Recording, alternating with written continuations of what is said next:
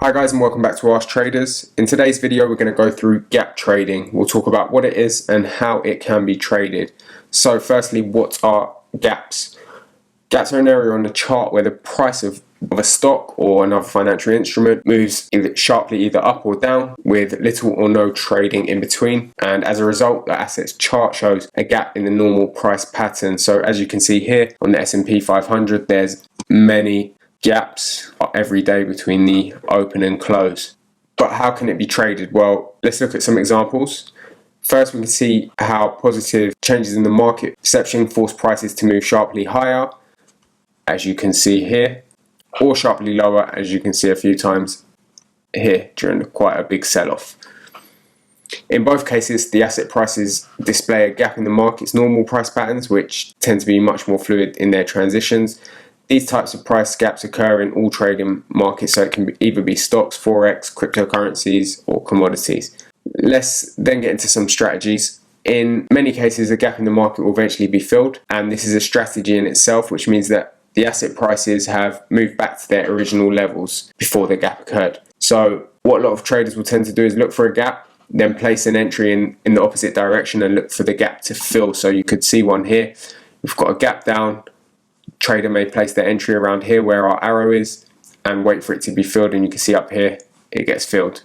These types of events happen regularly, and it's normally due to the initial spike or decline being too optimistic or pessimistic and asset prices are in need of a correction. This type of reaction can cause prices to move back to their original levels as the market attempts to re-enter a period of equilibrium. When market gaps are filled the same trading day, traders will often refer to the event as fading the gap or a gap fill. Very simple.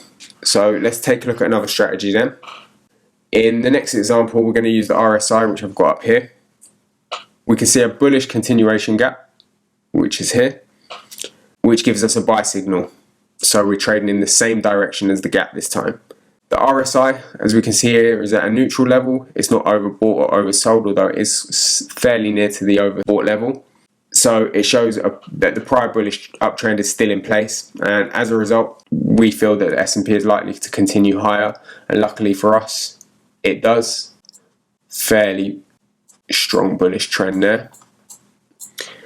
But I do have to admit that these strategies aren't purely technical, especially with an asset like the S&P 500, and it's important to keep an eye on your fundamental or macroeconomic analysis when judging the direction that you want to trade in after the gap, because a lot of the time these gaps will occur due to macroeconomic or fundamental events that have happened, whether it be over the weekend or overnight.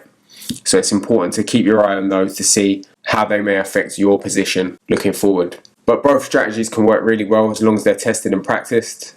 As I always say, gap trading can be a really good way of entering the markets and creating an edge, especially if you watch forex pairs on a Sunday evening. You tend to see a lot of gaps, and a lot of the time they will get filled. If there's any Trader Dante fans out there, they'll know about the gap fill on the Euro USD on a Sunday evening. But it does take a lot of practice and a lot of back testing, so really you're going to have to thoroughly back test the strategy to make sure you do have an edge in the market when trading gaps. But that's all from me. If you have any questions, leave them down below. If you want to see more future analysis and trading strategies, then hit the subscribe button, and I'll be back next week with another video.